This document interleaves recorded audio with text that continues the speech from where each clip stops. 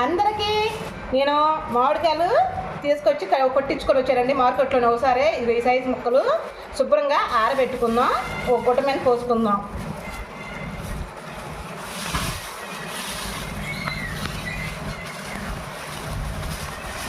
దాని మీద పోసుకొని శుభ్రంగా ఈ ముక్కలు తుడుచుకోవాలండి. 1కి 2 సార్లు మంచి గుట్ట తీసుకొని పైన ఏదైనా చెక్కున్నా అలా శుభ్రంగా తడంతా ఆరిపోయేటట్టు తుడుచుకొని పక్కన పెట్టుకుందాం. తడంతా ఆరిపోవాలి. ఇగో అలా వేసుకుందాం.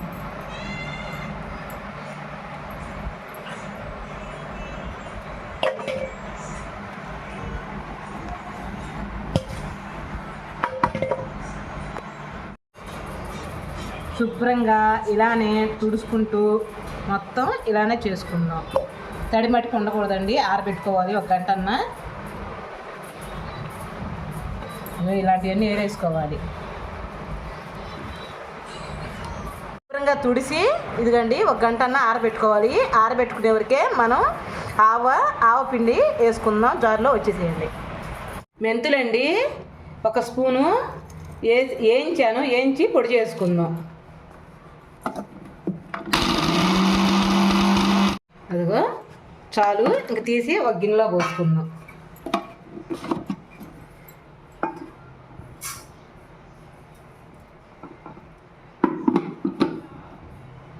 అండి నేను 1 పావు కేజీ తీసుకొచ్చా, కానీ కొలత వేసుకోవాలని చెప్పి మొత్తం జారులో పొడి చేసుకున్నాక కొలత చూపిస్తాను.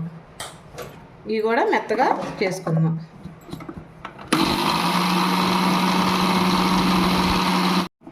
ఇదిగోండి ఆవపిండి ఇంక ఇలా ఉంటే చాలు. ఇదిగో ఇంకంతా ఇలానే వేసుకుందాం, పొడి చేసుకుందాం.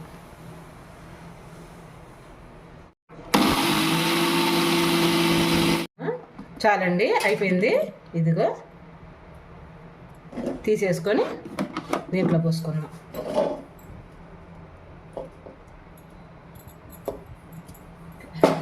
బాగా ఎండబెట్టుకున్నానండి. ఉప్పు కూడా జార్లో వేసి సాల్ట్ ఉప్పులాగా చేసుకుందాం.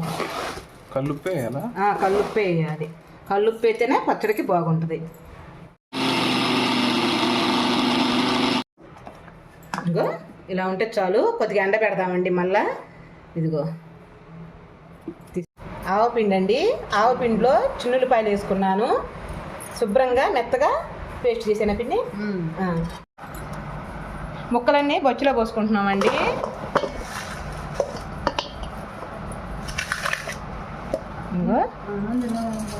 నూనె పోయాలి ముందర. నూనె పోస్తేనంట ముక్క మెత్తపడకుండా ఉంటుందంట. అదిగో నూనె పోస్తుంది. 1 హాఫ్ పోసిందండి. 1 హాఫ్ అయితే ఉంచింది, తర్వాత పోసుకుందాం అన్నది. ముక్కలు కలుపుకోవాలి ఒకసారి.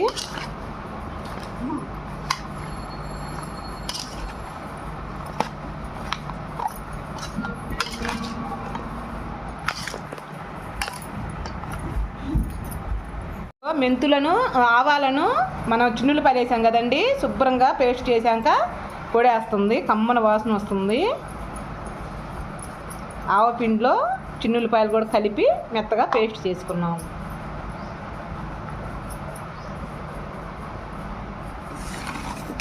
తర్వాత ఆవపిండి మొత్తం పోసేసింది.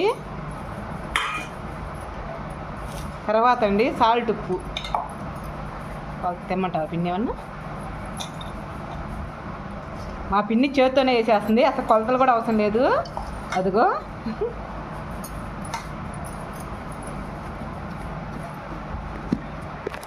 కారము నేను పట్టించానండి, దగ్గరగా ఉండే అరషోడ గ్లాస్ తీసుకున్నాం.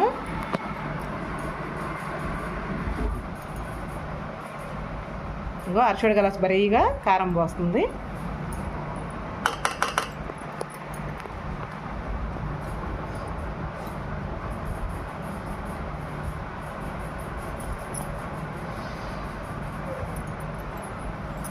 రెండు గ్లాసులు పోసిందండి, అంటే 1/2 కేజీ పోసేసింది కారము.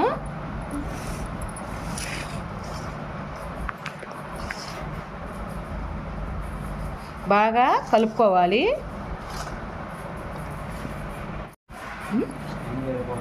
అమ్మమ్మ తెలుసు వస్తుంది.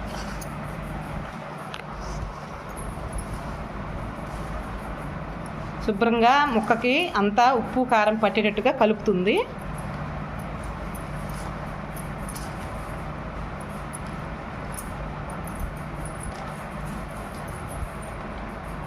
అదిగో 1/2 కేజీ ఇందాక పోసింది కదా, ఇప్పుడు ఒక 1/2 కేజీ, మొత్తం కేజీ పోసామండి.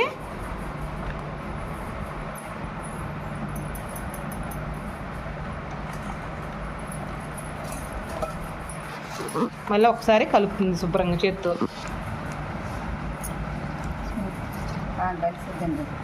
బాగా చేత్తో కలుపుకుంటే, మనం గరిటె పెట్టి కలిపితే అంతగా కలవదండి. చేత్తో కలిపితే ముక్కకి బాగా నూనె ఉప్పు అవన్నీ బాగా పడతాయి అని చెప్పి కలుపుతుంది.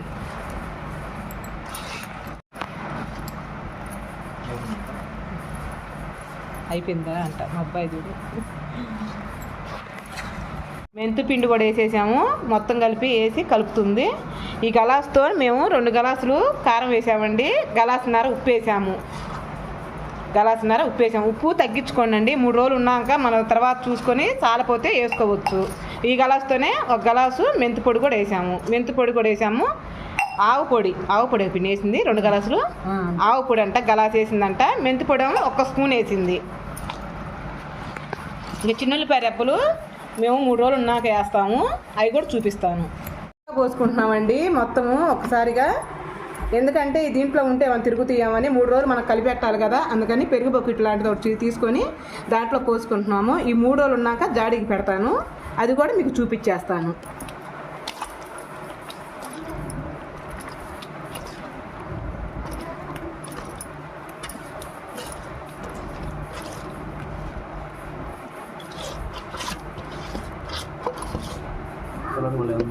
కలర్ బాగుంది. అందుకే రవ్వ విరిసింది. మన గోంగూర పచ్చడి కూడా బాగుందన్న డాడీ, నాయన పెట్టిందంట. అందుకని ఇందాక చెప్పాడు డాడీ, పిలిచి పెట్టి ఇవే అన్నీ రెడీ చేసి, పాపం మళ్ళీ ఆమెను ఇబ్బంది పెట్టుకుని అన్నీ రెడీ చేసి పిలువన్నాడు. అదే ఓకే అయిపోయి చూసావా.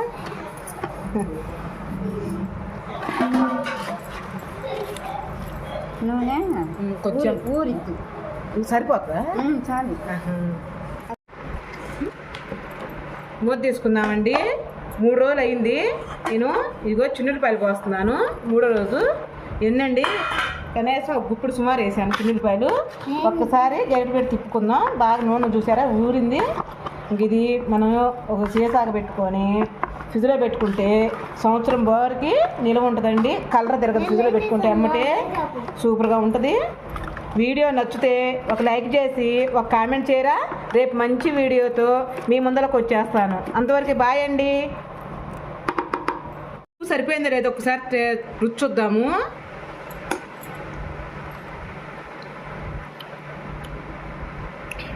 సరిపోయిందండి, ఇంకా అవసరం లేదు.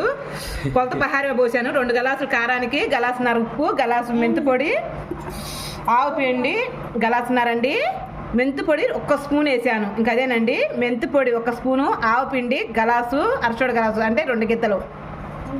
చాలా బాగుంది. ఓకేనండి.